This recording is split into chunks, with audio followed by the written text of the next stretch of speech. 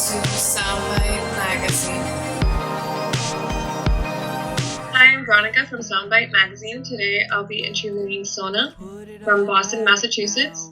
The band members are Luke DeRoy and Mehlsack. Can you tell me more about your band name and about yourselves and your band? Yeah, so Luke and I met at Berklee College of Music in Boston 3 years ago, and kind of instantly had chemistry and started playing together. Actually, one of my first assignments at school was to interview somebody that I didn't know very well and then write a song based on that. And I met Luke and interviewed him and we then started just writing together, I think, and playing together kind of instantaneously. And it wasn't until last year that we formed SONA, which was our duo, even though we recorded our EP with a full-length band. But yeah, Luke can tell you more about our name and kind of how we got it. I mean, yeah, Molly showed me a story. I think it was maybe originally a Buddhist tale about a character who plays a lute in the story that I was reading, and the overall metaphor of the story was he couldn't play his instrument if it was tuned too tightly, and if it was tuned too loosely, he couldn't play it. And so that's kind of the idea that is universal throughout me and Molly's relationship since I met her. It was kind of a very natural thing, but it all kind of was around balance. Yeah. That was a big part of it. So kind of try and focus on that when you write, play.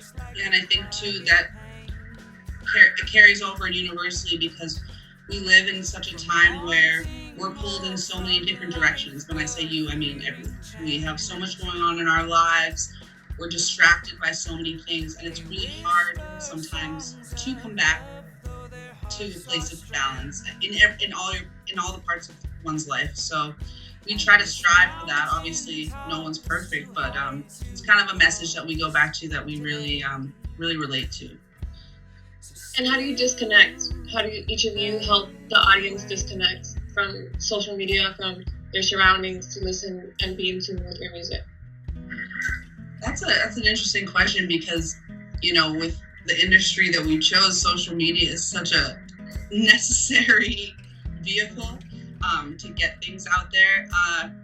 Actually, interestingly, I remember we went to a concert where the artist playing, it was said to us, put your phones down, because in this room right now, this energy and this situation is never going to happen again. You can't take it home with you, even in your phones. Mm-hmm. And that's a really hard question. I think that I haven't seen people too much at our shows, honestly, like using their phones too much. And we need to steal that little bit. Though, yeah.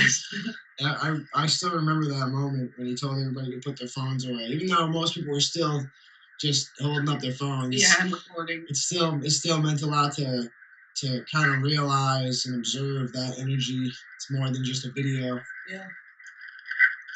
And you said that, Luke, that you were listening, you read a book in terms of how to progress as a musician. Do you both feel connected by that story? Because Luke, you were your name is Luke, and also the character's name is Luke. Oh, the character's name is SONA. Actually, that's how we got it. Okay. But the character SONA was playing an instrument called a lute. Yeah, L-U-T. Oh, sorry. Yeah, no, it's okay. And the story was basically saying like he can't play his instrument correctly if the strings are too tight or if they're too loose. And I think that's the name of the story. Yeah, it's not too loose, not too tight. Oh, okay, awesome. And can you tell me about your onstage persona? How do you guys perform? How do you connect with your audience? Yeah, we play mostly as a duo. Although, like I said, our band, we had a full band for our EP recording.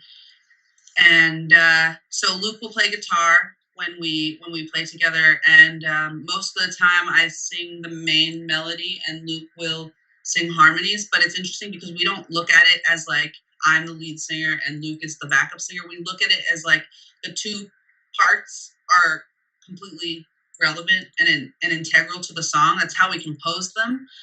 So the majority of the time we're singing together, but we're singing the same words with different parts. Like a double melody. Yeah. And yeah. And how would you describe your music to people that haven't heard you before? I would honestly describe it as folk music, kind of mixed with rock and then some soul. Yeah, we like soul. Yeah, so folk and soul. We're very influenced by the bands of the '60s, but then, and we have both folk and rock, and then more recently, just in our sound, we're finding these soul influences. We really like Alan Stone, who's a current artist. Very, very influenced by Amy Winehouse. Jeff Buckley on Luke's end. A lot of people compare his vocals to him. And so, I would like to think of it as soothing. If I was going to use a word, I would use the word soothing because that's what it is for me. Yeah. But I would call it kind of like a folk soul or folk soul genre. And can you tell me about your new EP, Terribly Tangled, and the songs from the EP? Yes. So we recorded our EP last July. The record company in Roxbury? No, it's in Boston, I guess. But we recorded it at a place called the Record Company. And we had a really, really, that was like the most fun 2 days. It was a lot of fun. Yeah. The kids that we were playing with were just great, a lot of chemistry. So we recorded our album in a really cool way. We did all 5 songs as a live band, and then we kind of went back in and fixed the stuff that needed to be fixed. But it has a very organic sound because we didn't just do piano. Okay, now let's record drums. We played it all together.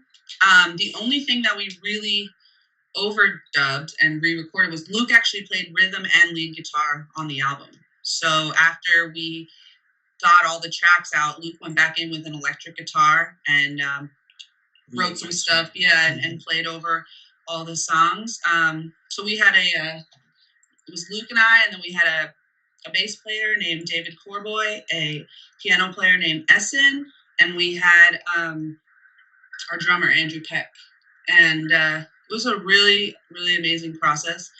And then so Terribly Tangled is the title track from our song, and actually it was a really cool process in how we wrote that song. Luke was just like playing something on guitar one day, and I started writing to it. I actually had an assignment for class, I think, and the song is the title track of the EP, and it's all about actually a trip I took. I was going through kind of a hard time in the later parts of high school. I was kind of struggling with some identity stuff. I was adopted, and I had met my birth parents, and it was all very confusing. So I went away for like half a year, just to kind of deal with myself on my own. And that's kind of how that song came about. And it's all about like when you feel like you've lost yourself, but you can still find beauty in that and find a way to come back to yourself.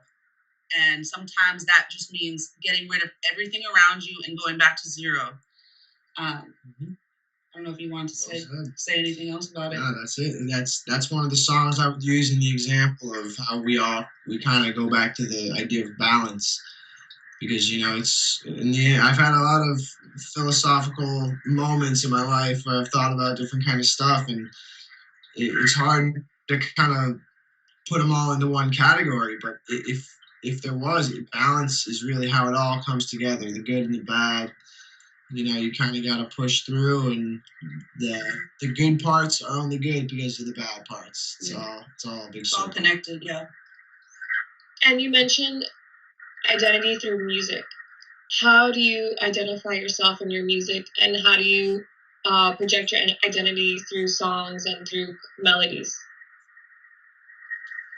Sorry, can you say the... Sorry, you would just cut out for a second. Sure. How do you, through identity, show yourself through your music and identify yourself through your music in terms of songs and in terms of melodies?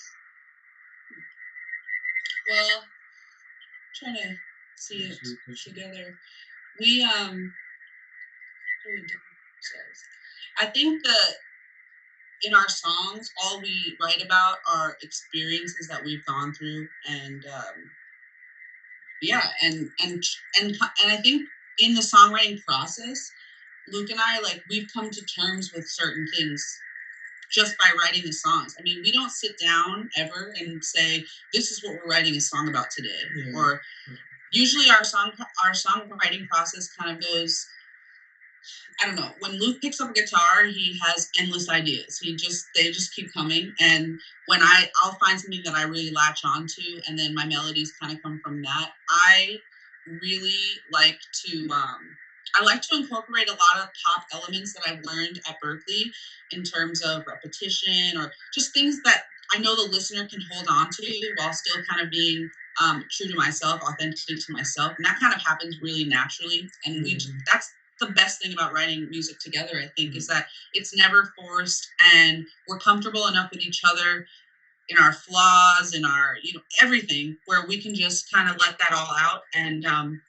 so I've never really had an experience writing with another person in that way where I feel like I can just bear it all. Right. Our process usually goes like where Luke will come up with all of the music and I'll write the melody and lyrics, and then we write the harmonies together. Yeah, that's kind of how I feel. I've never been in a situation where I can kind of make something and have it so easily become a product that we can repeat and play for people and have them enjoy. Because I like to write songs that come easily, but that's not usually how it is for me. When I'm writing by myself, I'll spend hours and hours just crossing stuff off, and I'll come up with something in the end that maybe I like, but it wasn't anywhere near the thing I started with. And so while that's nice, it loses a part of itself while it takes forever to make. But when Molly and I write together, I'm able to kind of just play something that I like on the guitar, and I know when I play something that she's gonna like, and I can look at her and she's looking at me, and she can just start making something up. And a lot of trust. Yeah. Just trust, and it allows for that organic feeling. Yeah. And I think just being okay with not being quote perfect. Yeah, I don't even really know what that would mean, right. But it's tough to sometimes bare your soul and play for people and put your songs out there because it's so personal. But at the same time, that's why I love music in the first place. That's why we listen. The best songs are the ones that talk about hard stuff and talk about life and what it is to be human. And I think that's really what we're trying to do, is just explain, what is it like in the 24 years we've lived to be us, and like how can we put that together and show people who we are and still be universal enough to have them relate. Because not everyone's story is different, but we can all relate to feeling out of balance, feeling sad, scared, inadequate, happy, overwhelmed. So yeah. No, I think that's important, and I think you provided great advice for a lot of musicians. Trust, not trying to be so perfect about what you're creating, and at the same time working as a team, bouncing songs off each other. I think that's very important for up and coming artists and established artists, because trust is a main issue between bands, because there's insecurities. The lead singer is sometimes they're considered like the lead, but everyone should work as a team. And that's how we feel. We don't feel like either one of us has a more important role. We feel very equal. Like, I don't feel like because I sing sometimes more than Luke does that, he's a back. I never look at him as a backup singer. It's like I need him there and he needs me there, and we need each other and we feed off of each other's energy. In order for it to be what it is. It wouldn't be what it is if either one of us weren't there. And so I think we really value each other's presence, and we really value each other's ideas. Yep. Well, I can see it's not always easy though. Sometimes but I can see it by seeing both of you and your music, that you both have very positive energy, and I can see the relationship that you both have, that you're creating this as a team and as a duo. And I wanted to ask you, because you mentioned that your music provides a healing process to you, And I wanted to ask you more about that and also about your project, The Creation, that you help build schools in Africa. Yeah, so I can speak personally to how the music is healing for me, and then, you can definitely talk about for you. But for me, like when I'm writing, like I said, we don't sit down and say this song's going to be about this or this. But a lot of the time that I write, the song will create itself, and whatever I've been going through will come out. So, like I said, I was adopted at birth, and I grew up in New York City, and I loved it. But at the same time, I felt a lot of the time that I didn't belong in situations. Not because anyone made me feel that way, but I was just confused. I was a multiracial child in a primarily white and affluent community, and I didn't really understand that, and I didn't know how to deal with it. And I just, at like 10 years old, when I went to sleepaway camp, I started picking up my guitar and just writing stuff. I remember my first song was about my grandma dying, and I realized that through that song I was able to be okay and come to terms with what had gone on. The song was actually called, I think, I'll Be Okay. And then I just, through anything that went on in my life, I found channeling it into song ended up making it make sense. And nothing else really provided that kind of clarity or comfort for me. It was the only thing that I could do where I felt, okay, now I really do belong. Now I understand my purpose. And when I was actually in 5th grade, I started a band with my friends called Creation in New York City. There was 5 of us, and we recorded a CD, and we ended up wanting to do something really good with it. I think for me, a lot of it was knowing that if I hadn't been adopted, my life wouldn't have been the way it was. I wouldn't have had the opportunities that I did. And for my friends, I think they felt too like that music really, we saw the power of music and how it could bring people together. I mean, and on a smaller scale, it brought us together as, 5 kids that just wanted to have some fun. And so we ended up making this CD, and we teamed up with Nile Rodgers, actually, from the band Chic, and We Are Family Foundation, Building with Books, and Scholastic. And we had a benefit concert, and we ended up making enough money to build a school in Mali, Africa. So it's in this village called the Kangranala village in Mali, and it's been in existence now for about 10 years, if not more. And it's called the Creation School. And kids have just been attending it, and I think that led me to other projects.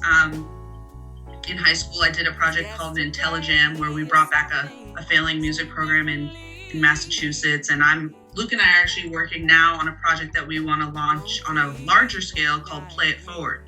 And that's just raising money for education. I mean, and I think, for me, it's incredible that the thing I love to do can bring joy and can help other people figure out what they want to do. So I think about those kids going to this school that now, learn more about themselves, learn more about the world, are exposed to more opportunities, and can pick and choose what they want. Because if I hadn't had the opportunity to find music, I don't know what I would have been doing. I'm sure I would have found something, but I really feel like I'm doing what I was supposed to do, like what I was born to do. And I want other kids, and I know Luke does too, I want other kids to feel like they have a choice and they can do anything. And so I don't know if you want to talk about how music is healing. Yeah, I mean, well, you kind of hit it on the head. There's a lot to it. I mean, music is memory, and when somebody writes a song, that's their version of a memory that they had, and they put that forward. And what's amazing about it is that can go to a completely different situation to someone across the world, and it can help to make sense out of something that's happening at the time. And then that memory can last a lot longer because of this thing that somebody else made that they don't even know. Yeah, it can connect you to people without even, you don't need to know somebody to connect with somebody else. Yeah, we're all kind of the same, and it's just amazing how how much music does for us. It's a different kind of language. It's something that, like, it doesn't have to even have words, and it still has a lot of meaning and emotion in it, and it's really important. It's really important for people to have that, and so yeah, I mean, with music, it's kind of our goal. We want to spread that idea of love and music, because it helps. I'm glad that I was surrounded by it when I was young. There was a lot of things around me when I was young that really had a lot to do with who I am now, and I'm just glad I had those opportunities. And so we're gonna push forward and try and give those same opportunities to everybody else, so we can. That's outstanding. I think both of you collaborating on trying to improve your community and also trying to improve communities throughout Europe and Africa. I think that's great. And I wanted to ask you, on your new EP, when will it be released? Nice. So we're looking at later this July. We don't have an exact date, just because right now we're in the process of printing the CDs, trying to get them on iTunes and various other platforms. It will be sometime this month. Yeah. So we're really looking forward to that. We do have, a cover out on SoundCloud right now, and we play shows around Boston and Amherst with our songs from our EP, and we have written some new ones too. Mm-hmm. We're actually looking to come down to Miami in the fall, potentially, to record our second EP. That's great. Yeah, and so it will be sometime this month. We're literally wrapping everything up. Long time coming. Yeah, it's been a long time coming. First one, so I'm giving us a little bit of leeway. Yeah. Yeah, we have to get together when you come to Miami. Yeah, I would really love that. And I want to ask you, what are your favorite places to catch live music in Boston? The House of Blues is always a favorite. We've been there a bunch of times. We saw Alan Stone twice, Paolo Nutini, Parliament Funkadelic. We've seen a lot of great shows. Right corner, Paradise Rock Club. The Middle East is great for both very established artists and then a lot of really great local artists. At Berkeley, Cafe 939 is another great spot. We have a lot of visiting artists, but as well, we have a lot of local Boston talent. So yeah. And what are your favorite places to go for like food, for sightseeing in Boston, for people that haven't been? Well, in Back Bay, there's this bar we really love called Pour House. They have comparatively in Boston, they have cheaper eats, cheaper beers. Boylston Street. Yeah. I think it's classic. Like 900 something Boylston Street in Boston. The Pour House is a big favorite of ours. We great nachos. We what else do we like? We like Trident Booksellers and Cafe. Yeah. It's a bookstore as well as a cafe on Newbury Street in Boston.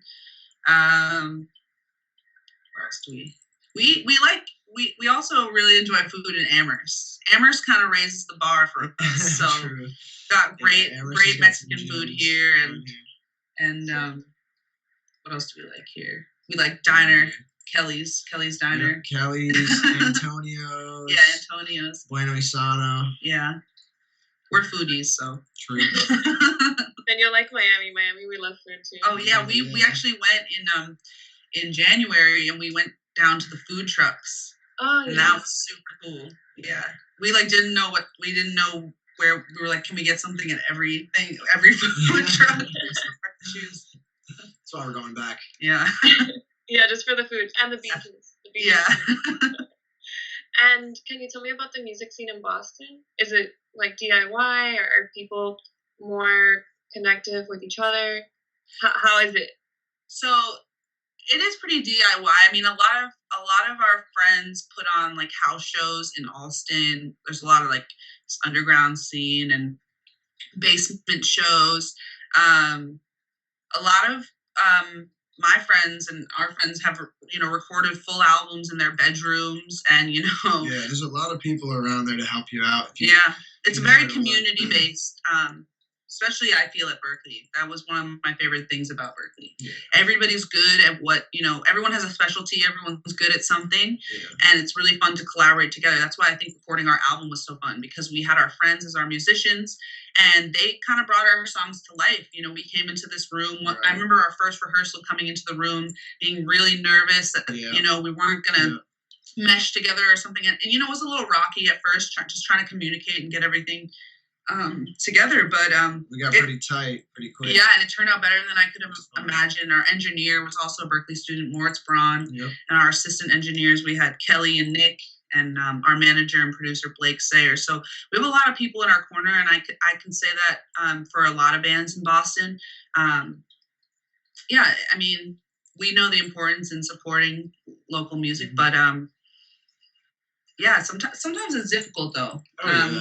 In Boston, it's tough. There's a lot of people playing, and there's a lot going on. So, but I think the biggest thing I would say is that it's very community based. Where I learned through this process, like, we don't just do this on our own. I mean, no. It takes a village, and very lucky for that. So yeah, we've made a lot of good friends along the way so far. Yeah. Looking for more all the time. So it's kind of the whole point of it all. Yeah. And I want to ask you, can you tell people about Berklee College for those who would want to attend? Yeah. So I went to Berklee from 2013 until this past May. I just graduated with my bachelor's in songwriting. I'm looking to go back to school, though, to get my master's in music therapy. I really enjoyed Berklee. It was tough at first. I felt, because I felt, everyone there is the best musician from their high school. So you go from, having a lot of recognition in your hometown to coming to this place where you're kind of a small fish in a huge pond of other fish, and everyone's super amazing. And you kind of have to let go of that. 'Cause that was something that was hard for me my first year, True. I would say.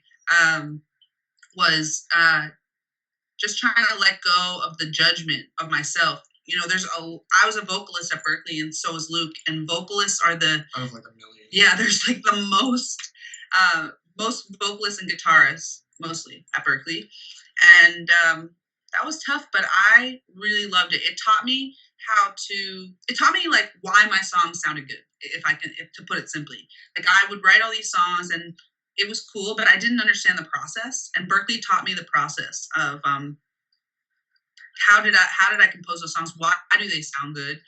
And a whole bunch of other tools to utilize. And I think it was a really great experience. Very overwhelming, very fast-paced school. I took about 8 to 10 classes a semester.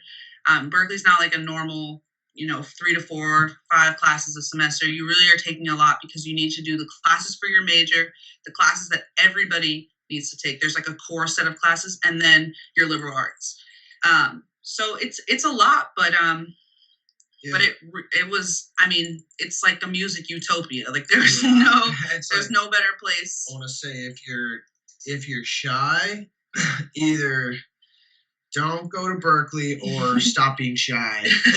Because if you're gonna go to Berklee, more than you got the information and you could go and do your homework and lock yourself in your room and make all your music, and you got a chance of doing something with that. But the biggest way to make yourself better by going to Berklee is you learn the material and everything, but then you try and use it to help other people, because there's tons of people around that are looking around for people to help, just like you. And networking, if you try to shut yourself off, then you're gonna lose. It's I kind of did at the beginning. I knew it was good for networking, but I was just not really that outgoing at that time. I didn't feel like running all around and talking to a bunch of people. I kind of stayed inside, and I got lucky because I made some really good close friends, like Molly and a couple other people that I was like living with at the time. And it helped me to break out. And I'm glad I did, because I met a lot of really great people after I did that. But I'd say going to Berklee, that's really true. Like the biggest thing would be meet as many people as you can and work with as many people as you can. Just don't be afraid, do what you're doing. Or be afraid, but just say screw it anyway. I think that's great advice, especially for artists that are very concentrated on their music and they want to produce their music at home and also they want to just focus and dedicate all their time to music, but at the same time, as you said, networking and making friends in the music scene is important to get your music out there, because if not, you're your own audience. Right. We've definitely played to some empty rooms, and that's cool too. But it is way more fun when we got our family and friends there, and people that just in general dig our music. I mean, it's awesome. So that would be my biggest advice would just meet as many people as you can, play with people, and go to shows, go to other people's shows, support, and they'll support you too. So. And what was the song or record that inspired your music career? Wow, that's to pick one would be really tough. Grace. For him would be Grace, yeah. Jeff Buckley. Or Revolver, when I was like 6. Great choice. Yeah. For me, I think I'd say Blue, Joni Mitchell, and Abbey Road, Beatles. It's huge. Yeah, when I was really young. So, I mean, I definitely have a plethora of influences, but those would be like the beginnings, I would say. And Frank Sinatra, because for me, my dad just that's my dad's favorite artist of all time, and just growing up and seeing the influence that this singer had on my dad's life, it's like, wow, I want to do that to somebody, and make someone feel that way. I mean, I don't know. When Frank Sinatra sings, I feel very safe. So it's cool. So yeah. Those are great artists and great records. Yeah. I think both of you chose great albums to inspire your career, because Abbey Road and Revolver, and Joni Mitchell as a songstress, her music is like ethereal, and I know. It's timeless too. And I think the thing about the Beatles that I love so much too is that I'm constantly learning from them still. And the stuff that they did in their music, I mean, that's what, it's like an entire Berklee course. If you just go and analyze the Beatles music. And